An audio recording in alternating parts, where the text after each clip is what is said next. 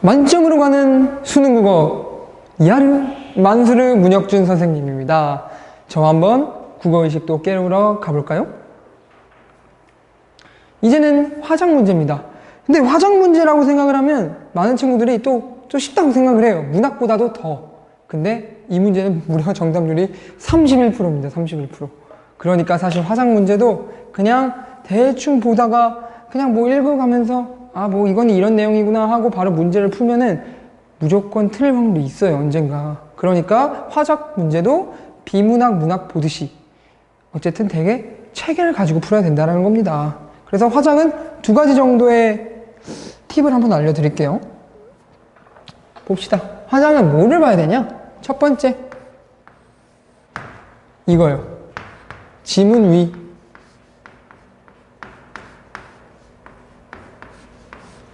지문 위를 읽어요. 아니, 뭔 말입니까? 지문 위를 왜 읽습니까? 은근히 그냥 지문으로 넘어가는 친구들이 많아요. 왜냐면 문학, 비문학은 사실 지문 위에 있는 이 지시문이 별로 중요하진 않거든요. 근데 우리가 화작문에서는 이거를 빼고 바로 지문으로 넘어가면 헷갈릴 수 있어요. 예를 들어 볼게요. 이걸 딱 봤어요. 안녕하세요. 저는 올해 학생회에서 개최한. 그러니까 이걸 읽었을 때 도대체 어느 상황인지 모른단 말이야. 화작에서는 뭐가 중요하냐면요. 이 말을 하는 그 상황, 그 맥락이 중요해요. 상황적 맥락이. 근데 그 상황적 맥락은 이 지문 위에 쓰여 있습니다. 그래서 지문 위를 체크하자. 두 번째, 문학에서도 같은 비슷한 말을 했는데 말을 하는 사람이 누군지를 봐야 돼요. 화자, 파.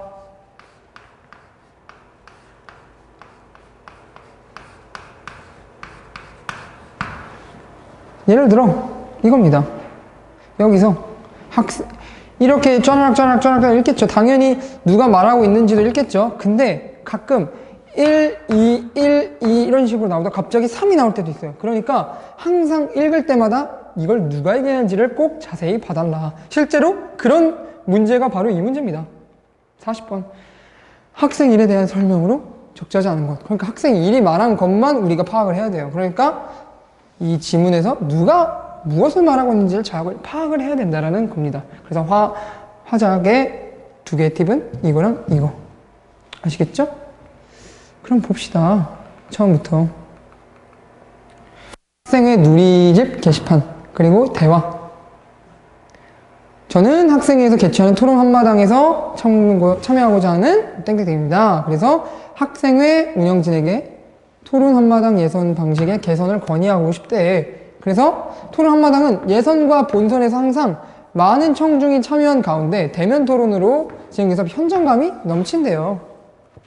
그리고 그런데 참가팀이 는 거야.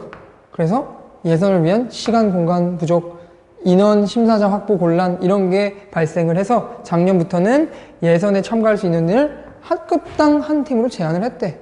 근데 이러한 현행 예선 방식으로 인해 토론 한마당에 대한 학생들의 불만이 매우 높아졌대요. 매우 높아졌대. 그래서 정규생을 대상으로 했을 때 응답률이 불만족이 76%까지 나온 거야. 이건 바꿔야죠. 그죠? 그래서 예선 참가 기회가 제한되어 있는 현행 예선 방식의 한계에서 찾을 수 있다. 그래서 이를 해결하기 위해 지금 학급당 한 팀밖에 안 나왔잖아. 그러니까 좀 더 늘려야겠죠. 많은 학생들이 참여할 수 있도록 예선 방식을 개선해달라. 그래서 대면 토론 유지하려면은 예선 기간이 너무 짧아. 그래서 참여자를 제한할 수밖에 없으니까 좀 예상 기간을 연장해달라는 거예요. 그래서 예상 기간을 연장하지 않으면 대면 토론 말고 다른 방법을 마련해 주세요. 이렇게 말을 하는 거죠. 그래서 실제로 우리 학교와 학생 수도 거의 비슷하고 관심도가 높은 인근 학교 중에서 비슷한 문제를 했다가 예선 방식을 개선해서 성공을 했대. 그래서 대면 토론의 기간을 연장하거나 대면 토론 대신 예선에서 토론 개요소까지 평가를 하니까 많이 참가를 했대. 그래서 지금 여기 보면은 마지막 부분에 항상 결론이잖아요. 우리가 결론을 얘기할 때 좀 힘을 줍니다. 그래서 이런 연설물이나 혹은 뭐 게시판에 올리는 그런 주장 마지막 부분에 있는 것이 좋아요. 집중을 좀 잘해야 돼요. 그래서 예선의 기간을 연장하는 방식 1. 2. 평가 방법을 변경. 그러니까 한마디로 두 개를 물어보고 있는 거예요. 첫 번째, 예선 기간을 연장해서 애들이 많이 올 수 있게 하거나, 두 번째, 평가 방법을 좀 바꾸자 이거야. 그래서 개선하면은 더 많이 참여할 것 같아요. 그래서 자리매김 될 것 같아요. 읽어주셔서 감사합니다. 이런 식으로 보고 바로 나를 봐야죠. 근데 이제 우리가 화작을 볼 때 바로 지문으로 넘어가도 되지만 이 지문에서 무슨 문제가 나온지를 한번 쫙 파악을 해야 돼요. 원래는 한 4-5문제가 나오면은 지문을 보기 전에 저는 선지를 봅니다. 선지를 봐서 어떤 문제들이 나오나를 파악해요. 근데 이거는 지금 한 문제만 보고 있으니까 그 부분을 했고, 이제 선생님이 강의를 들으면 이제는 그런 것들을 또 다 알게 될 것입니다. 그래서 어쨌든 보면 40번 보면은 학생일에 대한 설명이라고 했으니까 학생일에 대한 얘기를 집중을 해야겠죠? 학생일 여기서부터 봅시다. 토론 한마당 행사의 예선 방식을 개선해달라고 게시판에서 봤네. 기간 연장은 반영하기 곤란해서 그냥 참가 인원 늘릴 수 있는 좋은 방안을 찾아보자. 그래서 한 팀으로 제안하다 보니 불만이 많다는 건데 방식을 바꿔야겠다. 또다시 학생일.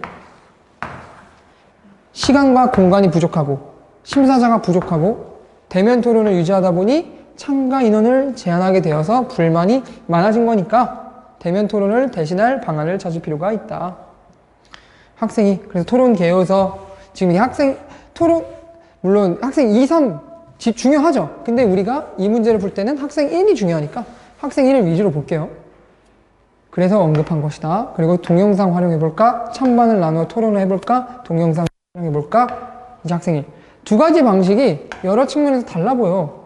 그러면 각각의 방안이 가지는 장점은 뭐야? 그러면 이제 학생 2는 토론 개요서는 뭐 이렇게 심사자를 섭외하는 부담이 많이 줄 수 있다. 동영상은 이렇게 상대방과 서로 소통한다. 이런 식으로 장점을 학생 2와 3이 말해주고 있네요. 그럼 학생 1. 두 방식의 단점. 그렇죠. 장점 들었으니까 이제 단점 들어야죠. 단점이나 운영상 어려움. 뭘까? 여기서는 청중이 모인 가운데 진행되는 토론이니만큼 현장감 있는 토론을 경험하기는 어렵다. 그러니까 그거 말고 다른 얘기 해달라 이거야. 그래서 학생 2는 뭐 이런 얘기, 학생 3, 2, 3 이런 식으로 얘기를 하고 있습니다. 그래서 우리가 지금 40번에 관련된 내용은 학생 1만 볼 거니까. 그래서 좋아. 토론 개요서를 평가하면 인원 늘겠지. 그러면은 학생들 불만이 해소될 거야. 그러니까 우리 이 방법을 도입하자 하고 끝난 거죠. 그럼 봅시다. 이제 본격적으로 우리 40번 볼 건데요. 31%입니다. 31%. 화작에서 31%. 1번. 가에서 토론 한마당 예선 방식 개선을 요구한 것을 논의의 계기로 삼고 있다. 볼까요? 여기 나오네요. 예선 방식을 개선해 달라고 게시판에 올라왔다. 그러니까 1번 아니죠? 맞는 말이죠? 개선을 요구하고 있었던 거를 논의의 계기로 삼고 있으니까. 2번. 가에서 서술한 예선 참가 인원 제한의 배경을 언급을 한대요. 그럼 한번 볼게요. 나에서 먼저 진짜 언급을 하고 있는지. 시간과 공간이 부족하고 심사자가 부족한 상황에서 대면 토론을 유지하다 보니 참가 인원을 제한하게 돼요. 이거 언급하고 있죠. 그럼 이제 맞다고 봐야 될 거 아니죠? 이게 가에서 나왔는지 봐야죠. 여기 나오네요. 시간과 공간 부족, 예선을 운영할 인원과 심사자 확보 곤란. 이 얘기를 지금 나에서 언급을 하고 있는 거죠? 그러니까 논리의 필요성을 제시하고 있는 거 맞죠? 그러니까 2번 맞는 말이에요. 3번. 가에서 예선 방식 개선을 위해 제시한 두 가지 방식 각각의 장단점. 두 가지 방식 각각의 장단점 나왔는데? 두 가지 방식, 장점, 단점. 그럼 답은 3번은 아닐까요? 잘 봐야 돼요. 그러니까 우리가 화작을 편하게 보면 이렇게 틀릴 수밖에 없는 거예요. 아마 친구들이 방금 제가 말한 만큼 제가 방금 말한 것처럼 생각을 했을 거예요. 두 가지 방식, 장단점 얘기했으니까 맞는 거 아니야? 잘 봐야죠. 예선 방식 개선을 위해 제시한 가에서 예선 방식을 이렇게 바꾸는 게 뭐였을까요? 이거죠. 예선의 기간을 연장하는 방식, 평가 방법을 변경하는 방식으로 예선 방식을 개선을 하래. 그러니까 이 두 가지죠. 예선 기간 연장 혹은 평가 방법 변경. 근데 나이다 보면은 기간 연장은 반영하기 곤란하대.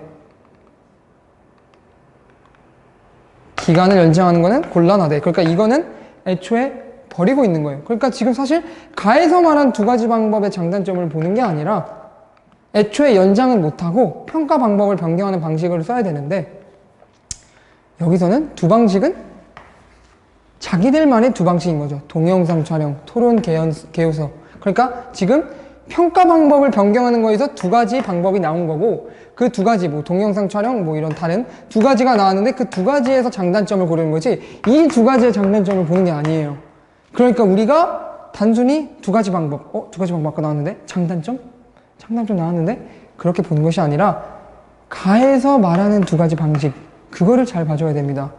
화작은 그게 중요해요. 문제를 푸는 거 사실은 문학, 비문학보다 당연히 상대적으로 쉽습니다. 근데 여기서도 우리가 평가원이 변별력을 내줘야 돼요. 그러려면 어떻게 해야 될까요? 이 선지에서 꼬아버리는 수밖에 없어요. 이런 것처럼 선지를 잘 봐줘야 됩니다. 아시겠죠? 4번? 뭐 3번 맞췄으니까 이제 4, 5번은 다 답이 아니겠죠? 그래서 언급한 내용과 관련해서는 발언에서 제외한대. 뭐? 현행 예선 평가 방법의 장점으로 언급한 아까 보면은 뭔가를 제외를 했죠? 여기 청중이 모인 가운데 되는 대면 토론이니까 현장감 있는 대면 토론만큼의 현장감 있는 토론을 경험하기는 어려우니까 이거는 빼줘라. 그럼 이게 가에서 장점으로 나왔는지 봐야겠죠?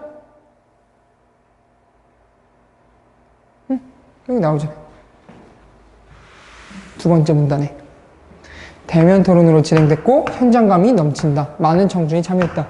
이 얘기를 나에서는 빼달라고 했잖아요. 학생일이. 그러니까 장점으로 언급한 내용과 관련해서는 반론에서 제외하도록 했다.